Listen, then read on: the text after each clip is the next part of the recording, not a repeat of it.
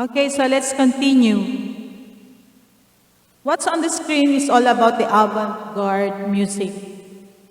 And what is very spectacular here is that the performers can improvise during the performance. No? Tugtog sila ng impromptu na wala sa compositions, na wala sa notes. No? So this is very another skills na develop noong panahong ito.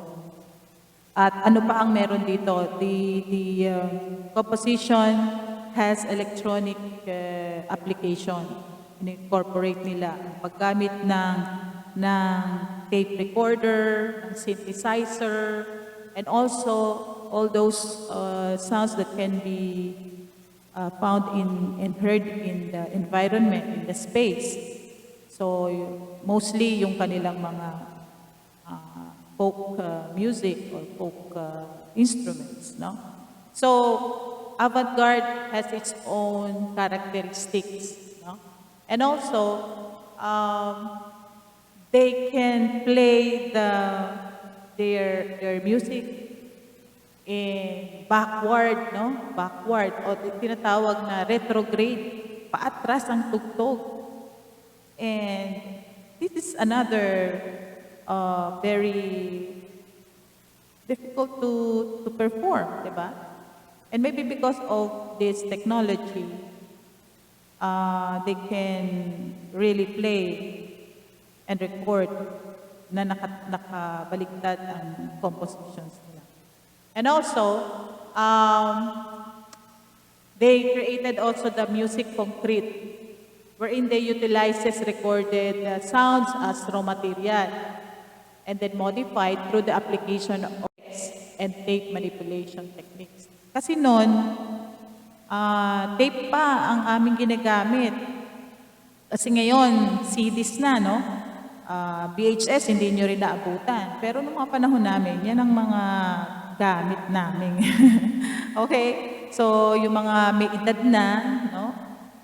Ang gamit namin noon na mga gadgets and sa pagre-recording was the tape recorder or cassette tape and the tape itself, yung bala, yung pinakabala, na kung saan doon na i-record yung mga compositions. Okay, so ang tawag doon ay music concrete. Okay? And the famous of using this avant-garde music style is George Gervais. At yan is very evident doon sa mga background music ng Lala Lucille. No? So, isa siyang TV series na napapanood sa Amerika. So, let's listen to this.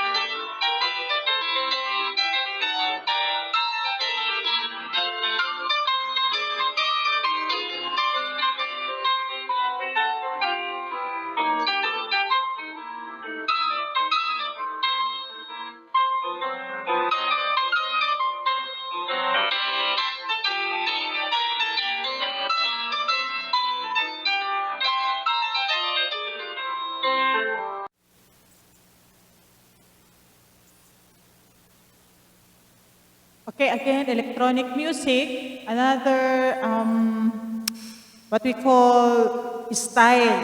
No? On this example, we will not be expecting of musical instruments, no? It's more of the materials that can be found in the environment. It can be bottle, it can be anything that can produce sounds, di ba? Na thing, no? It's not merely the instruments itself.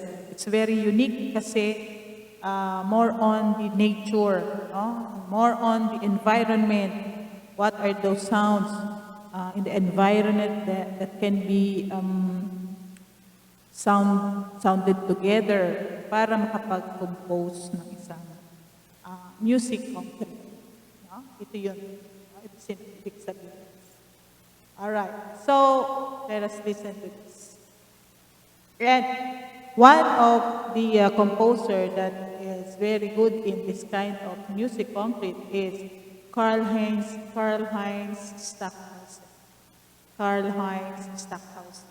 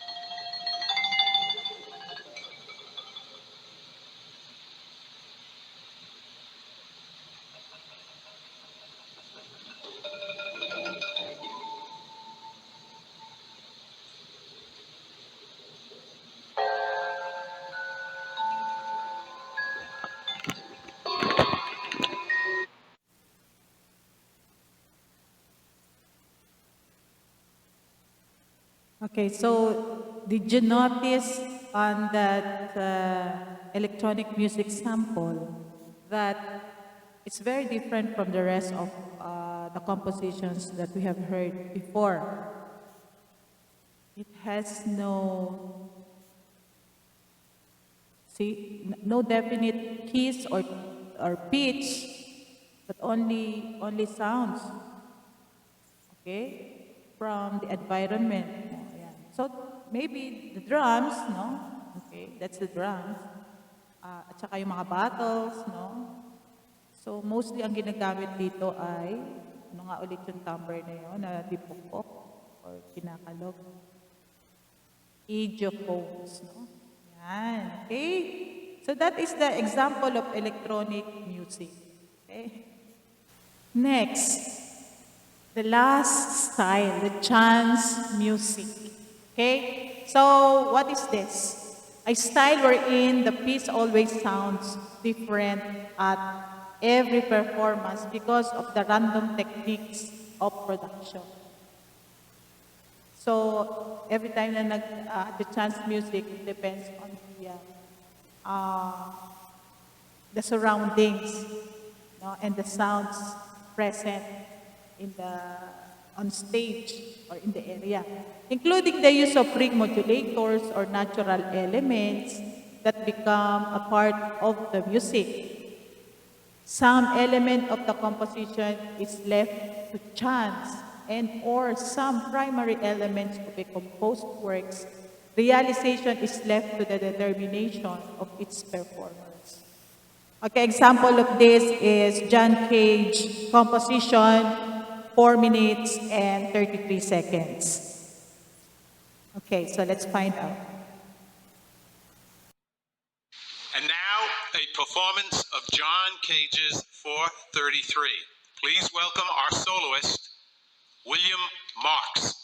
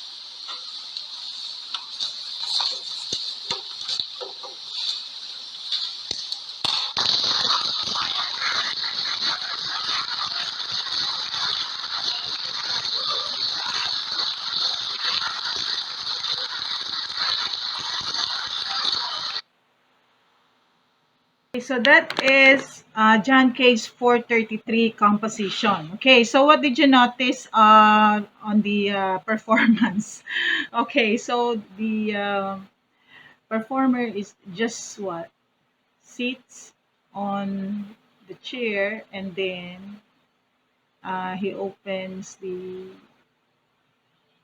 piano cover and then starts to take the time. Di ba? Kaya-kaya natin gumawa ng ganyang music, di ba? Okay, so ganyan ka ganyan ka independent, no? Ang pagko-compose, it always what? Incorporating what's on the environment. Okay?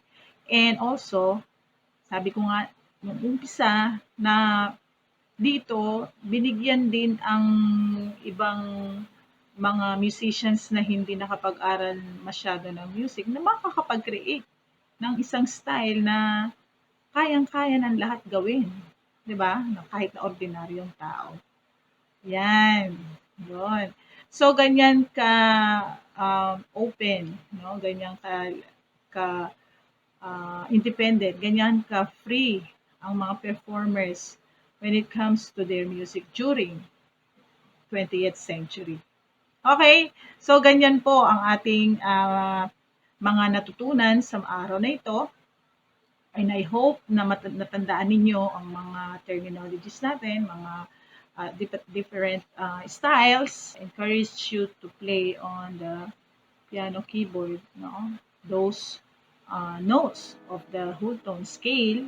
And then from there, you can create your own simple impressionism melody. Okay? And then in the chance or concrete music or electronic music, you can make your own composition using also the different apps in the phone wherein you can download different instruments, 'di ba? Para makapag-compose kayo. And it also has pictures na nakakapag-record, no? Doon mismo sa apps na 'yon. Kaya it's very easy to create, no? Okay? Kung wala naman at wala kayong ma-download, pwede kayong gumawa ng mga tunog na makukuha ninyo sa inyong bahay. Marami yan. Mga raw materials, no? Like bottles, like fork and spoons, di ba? And yung mga kasirola, yung mga takip na kaldero, di ba? They can produce sounds. And also the chairs. Yan, di ba?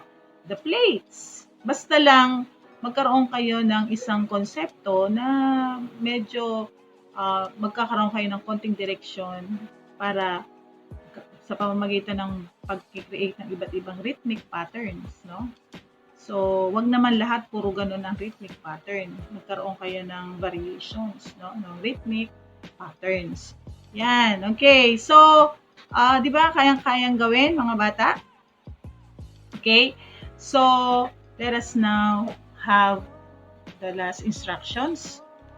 Actually, you have your work activities in the papers or the modules na ipinresent sa inyo or ibinigay sa inyo, di ba? And yun ang sasagutan ninyo. Okay? So those modular, you have your printed materials at yung mga ang gusto ay digital copies, makikita nyo yan at madadownload ninyo doon sa ating Facebook group, FB group. Okay? Lahat ng files nandoon. O kaya sa GC ng inyong mga teachers. Okay? So, yun ang una ninyo munang sasagutan. Pagkatapos, madali namang sagutan yun. Ang susunod ninyong gagawin ay ito, no? Para lalo talagang magkaroon kayo ng experience kung paano ba gumawa ng mga musika during 20th century. Okay? Ito naman ngayon yung ating activity. Sa Chance Music, this is an individual performance. Download piano apps on your cell phone and play the whole tone scale of Claude Debussy. And then record your piano playing by video recording or on your cell phone. Kailangan nakikita daw kayo dyan. And then, you can also create simple melodies out of the whole tone scale. Okay? And next, if you don't have cell phone, create your own keyboard as shown in the whiteboard and then play it one by one while your teacher is watching you. Okay? That's it. And also, you can also create your own music concrete. Okay? Or chance music as what you have listened and watched a while ago. So it's very easy to create or compose, no, your own music. All right. So thank you very much for listening. Okay? And this is Mrs. Shobal again. And then see you next modules. Okay? God bless. Bye-bye.